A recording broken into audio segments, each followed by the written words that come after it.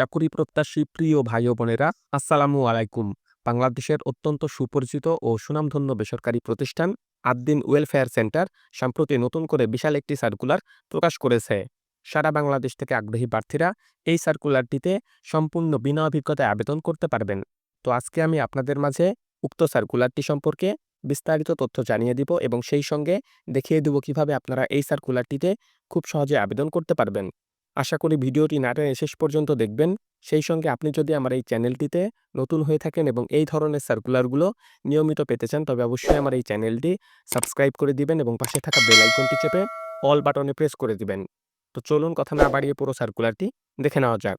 তো দেখতেই পাচ্ছেন যে আদ্দিন ওয়েলফেয়ার সেন্টার তারা আজকেই এই নিয়োগ বিজ্ঞপ্তি বা সার্কুলারটি প্রকাশ করেছে এবং তাদের এই প্রতিষ্ঠানটি চাষড়া চেকপোস্ট পুলেরহাট যশোর থেকে পরিচালিত হয়। তো এরপরে তারা যে তথ্যগুলো এখানে উল্লেখ করেছে, মাইক্রো ক্রেডিট রেগুলেটরি অথরিটি কর্তৃক সনদপ্রাপ্ত, সনদ নাম্বারটি এখানে রয়েছে, এটি আপনারা নিচ থেকে ভালোভাবে দেখে নেবেন।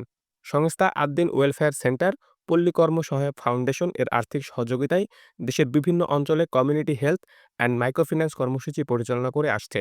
উক্ত কর্মসূচিতে নিম্নোক্ত পদসমূহে উদ্যমী ও পরিশ্রমী লোক নিয়োগ করা হবে: খুলনা ও রংপুর বিভাগের সকল জেলা, ঢাকা বিভাগের ফরিদপুর, রাজবাড়ী, গোপালগঞ্জ ও মাদারীপুর জেলা এবং রাজশাহী বিভাগের বগুড়া, রাজশাহী, পাবনা ও নাটোর জেলার প্রার্থীদের এখানে অগ্রাধিকার দেওয়া হবে।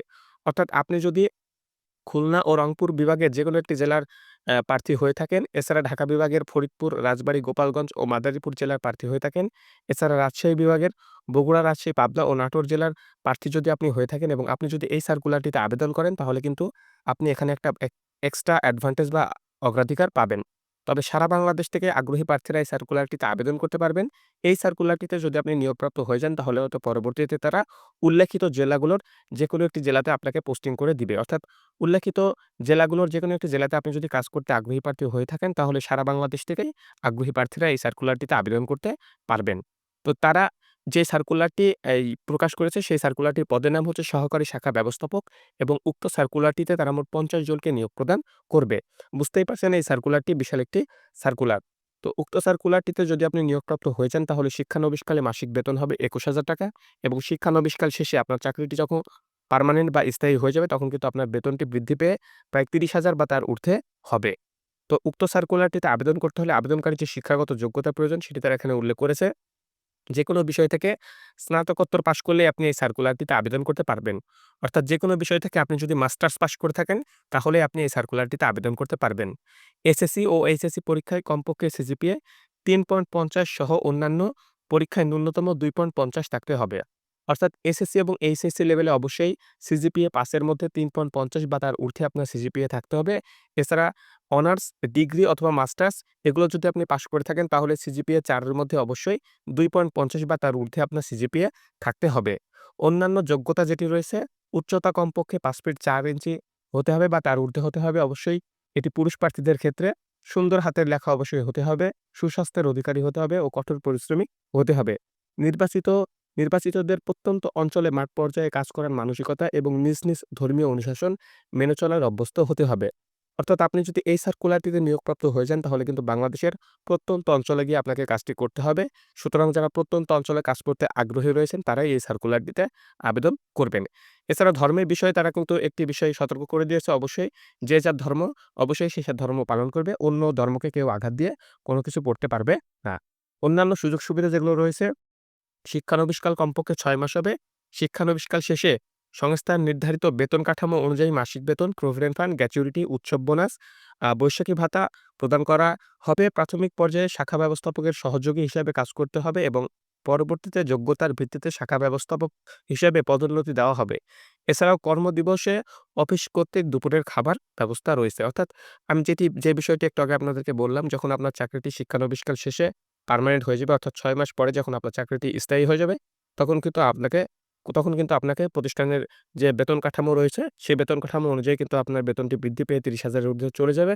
এছাড়া আ প্রতিষ্ঠানের পলিসি অনুযায়ী অন্যান্য সুযোগ সুবিধা, প্রভিডেন্ট ফান্ড, গ্র্যাচুইটি সহ অন্যান্য সুযোগ সুবিধা কিন্তু আপনাকে তারা প্রদান করবে।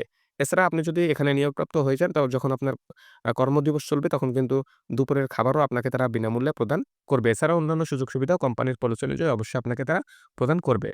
তো আদ্দিন ফাউন্ডেশন বাংলাদেশের যেহেতু একটি সুনামধন্য প্রতিষ্ঠান, অবশ্যই আপনি যদি এই সার্কুলারটিতে নিয়োগপ্রাপ্ত হয়ে যান, নানান রকম সুযোগ সুবিধা আপনি পাবেন। এটি আসলে বলার বাহুল্য রাখে না। তো উক্ত সার্কুলারটিতে আবেদন করতে হলে আবেদনকারীর বয়স সর্বোচ্চ ৩২ বছর হতে পারবে। ৩২ বছরের বেশি যদি আবেদনকারীর বয়স হয়ে থাকে তাহলে কিন্তু এই সার্কুলারটিতে আবেদন করা যাচ্ছে না। অন্যান্য শর্তাবলী যেগুলো রয়েছে খামের উপরে অবশ্যই পদের নাম উল্লেখ করতে হবে। অর্থাৎ আপনারা যখন আবেদন করবেন এবং যে খামের মধ্যে ভরবেন সেই খামের উপরে অবশ্যই পদের নামটি স্পষ্টভাবে উল্লেখ করে দিবেন যে আপনি সহকারী শাখা ব্যবস্থাপক এই পদটিতে আবেদন করছেন। ইতপূর্বেই উক্ত পদসমূহে যারা পরীক্ষায় অংশগ্রহণ করেছেন এবং যারা অধ্যয়নরত আছেন তাদেরকে আবেদন করার প্রয়োজন নেই। অর্থাৎ আপনারা যারা উক্ত পদটিতে পূর্বে আবেদন করেছেন এবং নিয়োগ পরীক্ষায় অংশগ্রহণ নিয়েছিলেন এবং সেই পরীক্ষায় আপনি উত্তীর্ণ হতে পারেননি, তাদেরকে কিন্তু এই সার্কুলারটিতে পুনরায় আবেদন করতে নিরুৎসাহিত করেছে। অর্থাৎ নতুন প্রার্থীদের আবেদন করতে বলা হয়েছে। এছাড়া যারা রানিং স্টুডেন্ট রয়েছেন, পড়াশোনা করতেছেন বা পড়াশোনার পাশাপাশি জব করবেন, এই ধরনের মেন্টালিটি যাদের আছে তাদেরকেও এখানে আবেদন করতে নিরুৎসাহিত করেছে। মোটরসাইকেল চালানো জানতে হবে। অর্থাৎ আপনি যদি মোটরসাইকেল বা বাইক যদি চালানো জানেন তাহলে কিন্তু আপনি এই সার্কুলারটিতে একটি বাড়তি অ্যাডভান্টেজ বা অগ্রাধিকার পাবেন। আপনার যে মোটরসাইকেল বা ড্রাইভিং লাইসেন্স থাকতে হবে বিষয়টি কিন্তু এমন না। আপনি মোটরসাইকেল চালাতে জানেন এমনটি হলেই হবে। পরবর্তীতে হয়তো প্রতিষ্ঠানের পক্ষ থেকে আপনাকে মোটরসাইকেল তারা দিয়ে দিবে এবং ড্রাইভিং লাইসেন্স করারও সুযোগ তারা প্রদান করবে। সো আপনি যদি মোটরসাইকেল চালাতে জানেন তাহলে আপনি এখানে যদি আবেদন করেন এবং তাদেরকে জানান যে আপনি অবশ্যই বাইক বা মোটরসাইকেল চালাতে জানেন তাহলে আপনি এখানে একটা বাড়তি অ্যাডভান্টেজ বা অগ্রাধিকার পাবেন।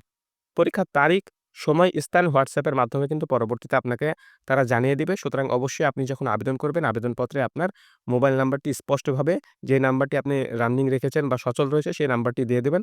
পরবর্তীতে WhatsApp এ আপনাকে মেসেজের মাধ্যমে তারা পরীক্ষার স্থান, তারিখ জানিয়ে দিবে।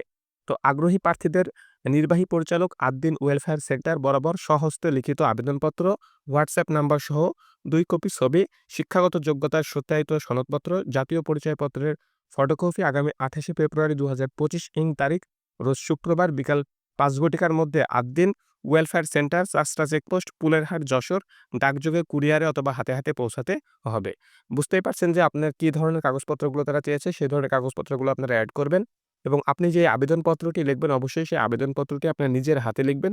কম্পিউটারে টাইপ করে আপনি আবেদনপত্র লিখতে যাবেন না। এখানে কিন্তু স্পষ্টভাবে বলে দেওয়া হয়েছে যে সহস্তে লিখিত আবেদনপত্র অর্থাৎ আপনার হাতের লেখা কেমন সেটিও তারা দেখবে আবেদনপত্রে এবং অবশ্যই যেই নাম্বারটিতে আপনার WhatsApp খোলা আছে এবং যে নাম্বারটি সচল রয়েছে WhatsApp অবশ্যই সেই নাম্বারটি দিবেন। পরবর্তীতে আপনাকে কিন্তু WhatsApp এ তারা মেসেজ দিয়ে উক্ত সার্কুলারটির যে পরীক্ষার স্থান, সময়, তারিখ সেগুলো কিন্তু জানিয়ে দিবে এবং এই সার্কুলারটিতে আবেদনের শেষ তারিখ হচ্ছে আগামী ২৮শে ফেব্রুয়ারি ২০২৫ অর্থাৎ ২৮শে ফেব্রুয়ারি ২০২৫ তারিখ পর্যন্ত আগ্রহী প্রার্থীরা আবেদন করতে পারবেন। অবশ্যই আপনি যদি যোগ্য এবং আগ্রহী প্রার্থী হয়ে থাকেন, আপনার আবেদনটি আপনি যত দ্রুত সম্ভব করে ফেলবেন।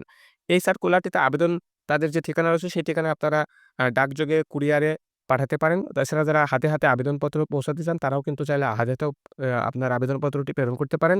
আপনার পরিচিত কোনো জন থাকলে তাদের মাধ্যমে আপনি হাতে, হাতে চাইলে আপনার আবেদনপত্রটি প্রেরণ করতে পারেন। তো উক্ত সার্কুলারটি বাংলাদেশের সবচাইতে বড় জব পোর্টাল বিডিজবস-এ প্রকাশ করা হয়েছে। আপনারা বিডিজবস-এর ফ্রন্টে গেলেই কিন্তু এই সার্কুলারটি পেয়ে যাবেন এবং সেখান থেকে উক্ত সার্কুলারটি সম্পর্কে বিস্তারিত তথ্য আবারও পুনরায় নিজ থেকে ভালোভাবে পড়ে জেনে নিতে পারেন এবং জেনে নেওয়ার পরে আপনি যদি নিজেকে যোগ্য এবং আগ্রহী প্রার্থী মনে করেন, অবশ্যই আপনি এই সার্কুলারটিতে আবেদন করবেন। এই সার্কুলারটির লিঙ্ক আমি আমার ডেসক্রিপশন বক্সেও দিয়ে দেব। আপনারা চাইলে সেখান থেকেও উক্ত সার্কুলারটি সংগ্রহ করতে পারেন। বিস্তারিত তথ্য জেনে নিতে পারেন। আপনাদের সবার জন্য শুভকামনা রইল। আজকের এই ভিডিওটি এ পর্যন্তই। সবাই ভালো থাকবেন। আল্লাহ হাফেজ।